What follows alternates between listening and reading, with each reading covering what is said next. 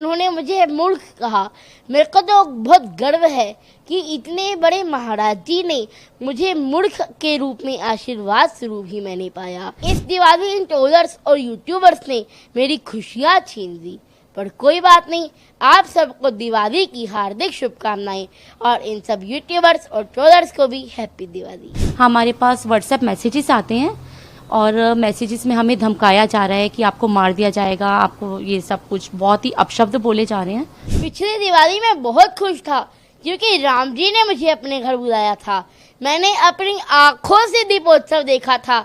अयोध्या जी में world record बना था और आप सबको भी दीपोत्सव दिखाया था।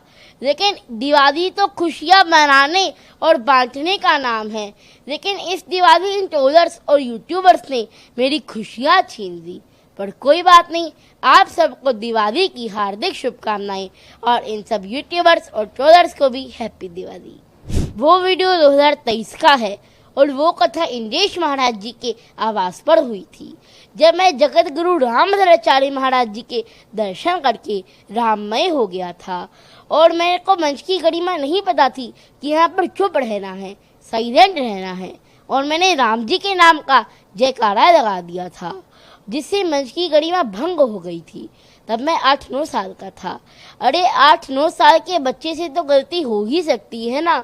और तब जगत गुरु रामभद्राचार्य महाराज जी ने मुझे मंच से उतारने को कहा और मुझे डांटा भी, लेकिन ये किसी ने नहीं डाला कि जगत गुरु रामभद्राचार्य महाराज जी ने उसके बाद मुझे अपने रूम में भी बुलाया था। अरे बाल अवस्था में तो गलती हो ही सकती है ना। हनुमान जी भी लपक पड़े थे सूरज को खाने के लिए, बाल अवस्था थी। देखिए, उन्होंने मुझे मूर्ख कहा।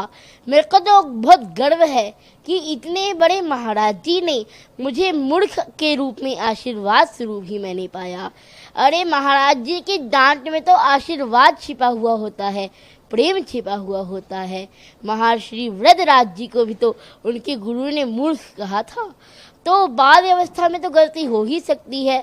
तो मुझे पता चल गया कि मेरी बाल्टी खाली है और इसमें अभी बहुत कुछ अंदर जा सकता है। हमने 19 तारीख को मथुरा पुलिस में कंप्लेंट दर्ज की थी और कल हम इन यूट्यूबर्स के अगेंस्ट हमने केस भी दर्ज कर दिया है। कल हम कोर्ट गए थे और इन यूट्यूबर्स के अगेंस्ट केस दर्ज हो गया। हमारे पास बहुत सारी धमकियाँ आ रही हैं। धमकियाँ हालांकि 2-3 दिनों से आ रही थी हमारे पास।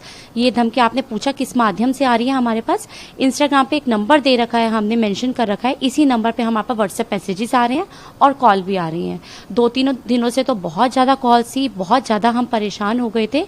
लेकिन कल जब हम कोर्ट से बाहर निकले, कोर्ट से बाहर आते ही आई थिंक 3:30-4 बजे के करीब हमारे पास व्हाट्सएप मैसेजेस आते हैं और मैसेजेस में हमें धमकाया जा रहा है कि आपको मार दिया जाएगा, आपको ये सब कुछ बहुत ही अपशब्द बोले जा रहे हैं, जो कि मुझे नहीं पता कि क्यों लोग ऐसे कर रहे हैं हमारे साथ। हालांकि बच्चे ने कुछ गलत नहीं किया है, वो सिर्फ भक्ति कर रहा है, वो तो अपना सिर्फ सनातन धर्म का प्रचार कर रहा है। अगर धर्म का प्रचार करने पर यह सजा मिलती है क्या? आप खुद बताइए, उसने गलत किया क्या है? क्यों उसे परेशान किया जा रहा है? जो भी यूट्यूबर्स ने, उन्होंने सिर्फ कुछ पैसे कमाने के लिए, उनका क्या उद्देश्य है?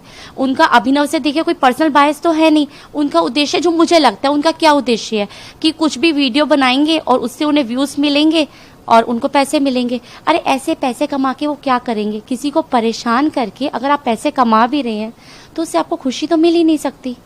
आप अपनी वीडियोस बना रहे हैं और वीडियोस बना के आप अभिनव के लिए कुछ भी बोल रहे हैं, झूठे एलिगेशंस लगा रहे हैं, आपके वीडियोस चल रहे हैं व्यूज कमाने के लिए, आपको पैसे मिल रहे हैं। क्या उस पैसों से आपको खुशी मिलेगी?